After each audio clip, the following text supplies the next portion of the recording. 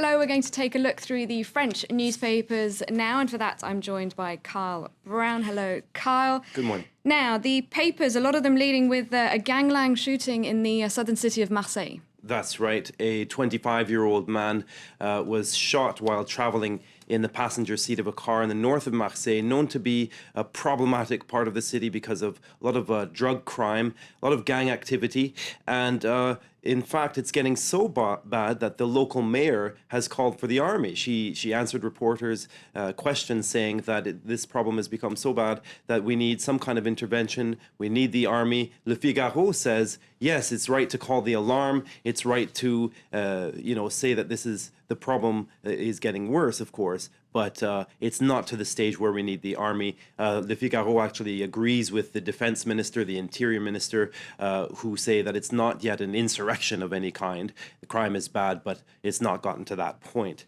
And the point really will be, the police obviously should be answering this problem.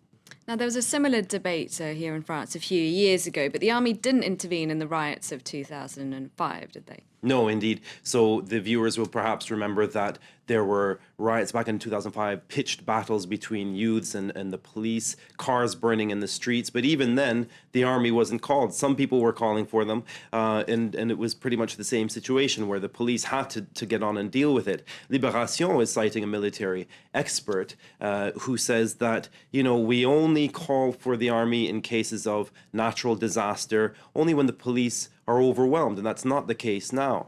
But the last time the army was called on to intervene, and they actually did intervene on the streets of Paris, where it was during protests during the Algerian War back in 1961-62.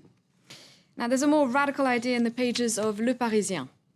That's right. Le Parisien cites a local mayor of another part of France, just northeast of Paris, who says he had similar problems in his district, a lot of drug and gang activity, and he, in his time, asked for soldiers as well, of course rejected it at that time too, but he went on to write a book actually proposing something more radical, saying, the only way to deal with these dealers is actually to break the market and legalize soft drugs, corner the market, for example, in cannabis, and that way they'll end the dealers' hold on youths and young people, and that way people can kind of police can get on with, dealing with regular crime.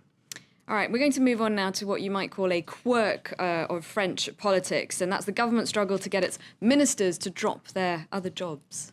That's right. This is indeed a funny aspect of French politics, because a lot of the MPs, a lot of the ministers that we see actually have second, if not third jobs. And a lot of these jobs are as local officials, as mayors. And the Socialist Party has asked their members to actually give up those additional positions and to just get on with their jobs as MPs and ministers. And it's just turned out that a lot of them haven't done so. And it's coming out now to the last couple of weeks, to the deadline during which they'll actually have to give it up. And the notice now that we see by Libération is that this was something that 70% of socialist members agreed with. They approved the policy to give up their jobs, but they haven't yet. And so there's a bit of a panic going on now, because the Socialist Party heads are saying, listen, this is coming time now. You're going to have to start campaigning for future elections. You've got to lose these other posts and,